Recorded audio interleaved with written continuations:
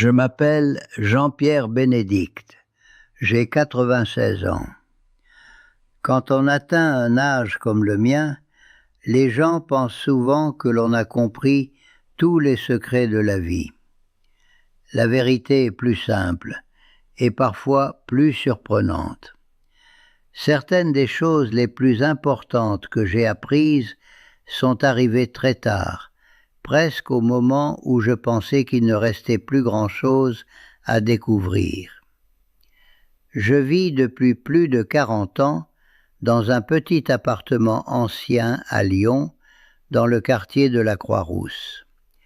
Les murs sont épais, les fenêtres donnent sur une rue pavée, et chaque matin, je peux entendre les premiers bruits de la ville qui se réveille. Le camion de livraison de la boulangerie au coin de la rue arrive toujours avant le lever du soleil. Ensuite, viennent les pas des premiers passants, et parfois le son lointain des cloches d'une église. Pendant des décennies, mes matinées se ressemblaient presque toutes. Je me levais lentement, avec cette sensation familière que connaissent beaucoup de personnes âgées. Les articulations un peu raides, le corps lourd, l'esprit encore embrumé. Rien d'alarmant, simplement le poids des années. Je marchais jusqu'à la petite cuisine, j'ouvrais la fenêtre pour laisser entrer l'air frais du matin, puis je préparais mon café. Un café noir, toujours très chaud.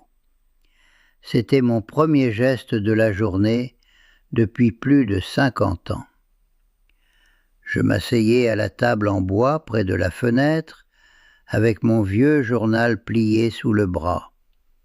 Je trempais un morceau de baguette dans le café et je regardais la lumière du matin se poser doucement sur les toits rouges de la ville. C'était une routine tranquille, presque rassurante. Mais avec le temps, quelque chose avait changé. Les matinées devenaient de plus en plus difficiles. Mon corps mettait longtemps à se réveiller, parfois 1 heure entière passée avant que je me sente vraiment prêt à commencer la journée. Mes mains étaient lourdes, mes épaules rigides, et même mon esprit semblait avancer au ralenti. Je pensais que c'était simplement la vieillesse. Un matin d'automne, il y a quelques années, je me souviens être allé voir mon médecin. Son cabinet se trouve près de la place Bellecour, dans un immeuble ancien avec un escalier en pierre qui grince à chaque pas. Le docteur Laurent Moreau me connaît depuis longtemps. C'est un homme calme, avec des lunettes rondes et une manière de parler très simple. Après m'avoir écouté décrire ma fatigue du matin, il m'a regardé quelques secondes sans rien dire. Puis il a souri légèrement. « Jean-Pierre, dites-moi une chose. Quand vous vous réveillez, que buvez-vous en premier ?» Je lui ai répondu sans hésiter. « Du café, bien sûr, comme tout le monde. » Il a secoué la tête doucement. « Avant le café, essayez quelque chose de très simple.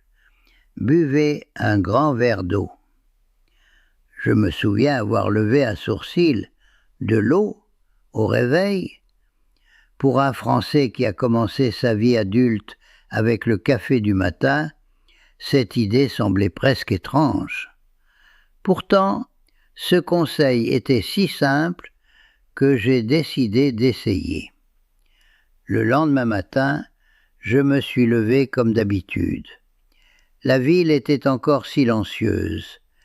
La boulangerie n'avait pas encore ouvert ses portes et la rue était vide. Dans la cuisine, j'ai rempli un grand verre d'eau fraîche. Je l'ai bu lentement, debout près de la fenêtre. Puis je suis resté là quelques instants, regardant la lumière du matin apparaître entre les immeubles anciens. Et c'est à ce moment-là que j'ai ressenti quelque chose de différent. Rien de spectaculaire, pas une explosion d'énergie, juste une sensation subtile, comme si mon corps se réveillait un peu plus vite que d'habitude. Je me suis dit que c'était probablement mon imagination. Mais le lendemain, j'ai recommencé, et le jour suivant aussi. Sans vraiment m'en rendre compte, ce petit geste est devenu une habitude. Chaque matin, avant le café, avant le journal, avant même d'ouvrir complètement les volets, je buvais simplement un verre d'eau. Au début, je n'y pensais presque pas, mais après quelques semaines, j'ai commencé à remarquer quelque chose d'étrange. Les matinées semblaient changer, très lentement, presque imperceptiblement. Et ce n'était que le début de ce que j'allais découvrir. Aimez et abonnez-vous. Ici, nous préservons la sagesse que le monde moderne tente d'effacer. Que seuls ceux qui cherchent la vérité restent. Au début, je n'y pensais presque pas. Boire un verre d'eau chaque matin était devenu un geste simple, presque automatique, comme ouvrir la fenêtre de la cuisine ou écouter les premiers bruits de la rue qui se réveillaient. Pourtant, avec le temps, quelque chose a commencé à changer, d'une manière si discrète que j'aurais facilement pu passer à côté sans m'en rendre compte. Les premières semaines, je continuais ma routine habituelle. Le verre d'eau, puis le café noir, la baguette encore chaude que j'achetais à la boulangerie de la rue des Tables Claudiennes, et enfin mon journal posé sur la table. Rien d'extraordinaire. Mais un matin, en me levant de ma chaise, j'ai remarqué quelque chose de curieux. Mes jambes semblaient moins lourdes. Habituellement, les premières minutes de la journée étaient les plus difficiles. Mes genoux protestaient un peu, mes épaules étaient raides, et je devais marcher lentement dans l'appartement.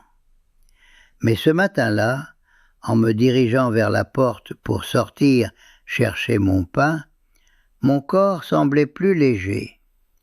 Je me suis arrêté un instant dans le couloir. « C'est étrange », ai-je murmuré pour moi-même. Je n'y ai pas prêté beaucoup d'attention. Après tout, à 96 ans, le corps change constamment. Un jour, on se sent bien, le lendemain, un peu moins. Mais les jours suivants, cette sensation est revenue. Chaque matin, après ce verre d'eau, mon corps semblait se réveiller plus rapidement. Un samedi, je suis descendu à la boulangerie comme d'habitude. L'odeur du pain chaud remplissait la rue entière. Derrière le comptoir se trouvait Jacques Bernard, un voisin que je connais depuis des années. Il a 74 ans et vient tous les matins acheter ses croissants. Quand il m'a vu entrer, il a souri. « Jean-Pierre, vous avez l'air en forme aujourd'hui. » Je me suis approché du comptoir en riant. À mon âge, être en forme signifie simplement réussir à descendre les escaliers sans tomber. Mais Jacques m'a observé quelques secondes avant de répondre. « Non, je parle sérieusement. Vous avez l'air plus réveillé que d'habitude. » Sa remarque m'a surpris. Je n'avais rien changé dans ma vie, enfin, presque rien. Seulement ce verre d'eau chaque matin. En remontant la rue avec ma baguette sous le bras, je me suis demandé si cela pouvait vraiment faire une différence. Les jours ont continué à passer, et d'autres petits détails ont commencé à apparaître. Un après-midi, alors que je discutais avec ma voisine dans la cour intérieure de l'immeuble, elle m'a regardé avec curiosité. Madame Claire Dubois est une femme énergique de 69 ans qui passe son temps à s'occuper de ses fleurs. Elle plissait les yeux en m'observant. « Jean-Pierre, vous utilisez une nouvelle crème pour le visage ?» J'ai éclaté de rire. À mon âge, je pense que les crèmes ont abandonné depuis longtemps. Mais elle n'était pas convaincue. « Non, je suis sérieuse. Votre peau a l'air différente, plus reposée. » Je suis resté silencieux quelques secondes. En rentrant dans mon appartement, je me suis regardé dans le miroir de la salle de bain. Les rides étaient toujours là, bien sûr. Elles racontent toute une vie. Mais quelque chose semblait effectivement plus vivant dans mon visage. Peut-être étais-je simplement de meilleure humeur, ou peut-être que ce petit geste du matin faisait plus que je ne l'imaginais. Les semaines suivantes ont confirmé cette impression. Mon énergie du matin continuait à s'améliorer. Les escaliers me semblaient moins fatigants. Mes promenades dans les rues de Lyon duraient plus longtemps. Mais la transformation la plus surprenante n'était pas visible dans le miroir. Elle se passait à l'intérieur. Un matin, en marchant lentement le long des quais du Rhône, j'ai réalisé quelque chose qui m'a véritablement étonné. Mon corps fonctionnait différemment. Et ce changement allait bientôt révéler quelque chose d'encore plus inattendu. Ce matin-là, en marchant lentement le long des quais du Rhône, j'ai compris que quelque chose avait réellement changé dans mon corps. L'air était frais, comme souvent à Lyon au début du printemps, et les premiers rayons du soleil se reflétaient doucement sur l'eau. J'avais fait ce trajet des centaines de fois au cours des dernières années, mais ce jour-là, mes pas semblaient plus légers. Pendant longtemps, mes promenades matinales étaient courtes. Je sortais quelques minutes, je marchais un peu, puis je rentrais chez moi pour me reposer. Mon corps se fatiguait vite.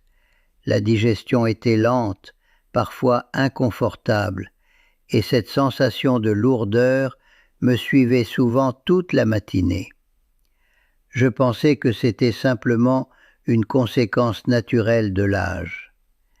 Mais depuis quelques semaines, quelque chose était différent. Après mon verre d'eau du matin, mon corps semblait se mettre en mouvement plus facilement.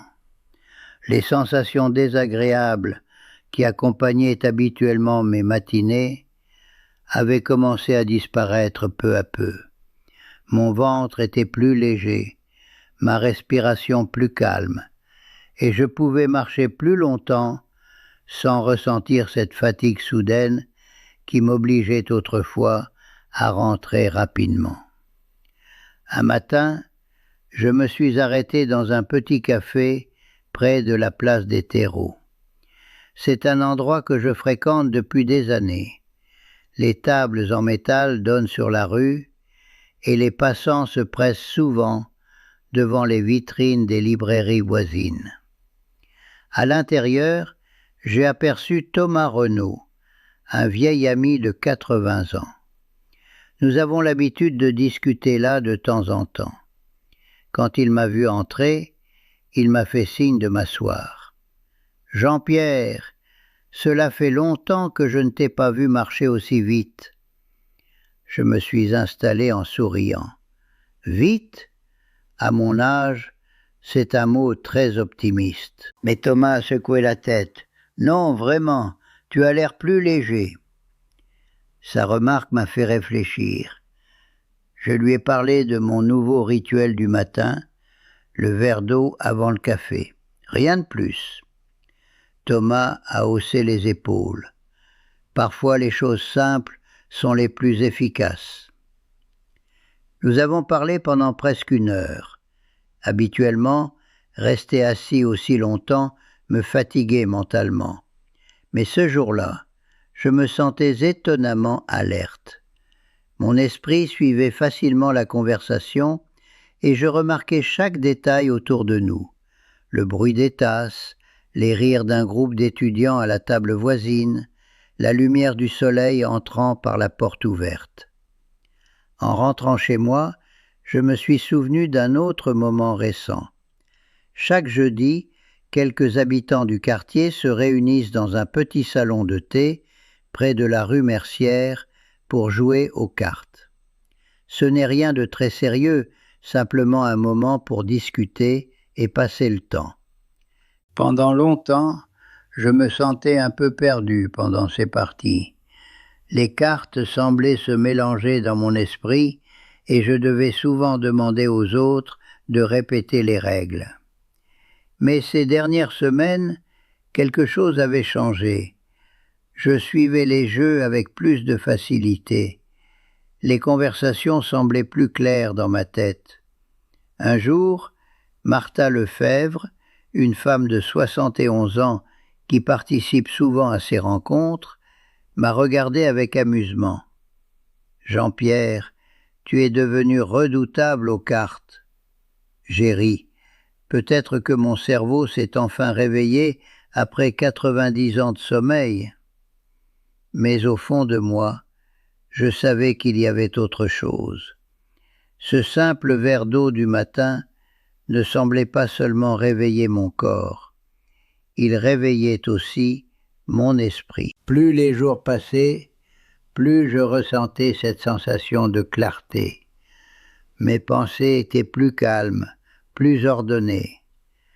Les promenades dans les rues de Lyon me semblaient plus vivantes, comme si je redécouvrais des endroits que je connaissais pourtant depuis des décennies. Et pourtant, malgré toutes ces améliorations, je n'avais pas encore compris la transformation la plus profonde qui était en train de se produire. Car ce changement ne concernait pas seulement mon corps, ni même mon esprit. Il allait bientôt toucher quelque chose de beaucoup plus important. Avec le temps, j'ai commencé à comprendre que ce petit geste du matin faisait bien plus que réveiller mon corps ou éclaircir mon esprit. Les changements étaient subtils, presque invisibles pour quelqu'un qui ne faisait pas attention. Mais pour moi, qui avais vécu presque un siècle, ces petites différences avaient une signification particulière. Un matin d'hiver, je me suis réveillé avant l'aube. La ville de Lyon était encore silencieuse.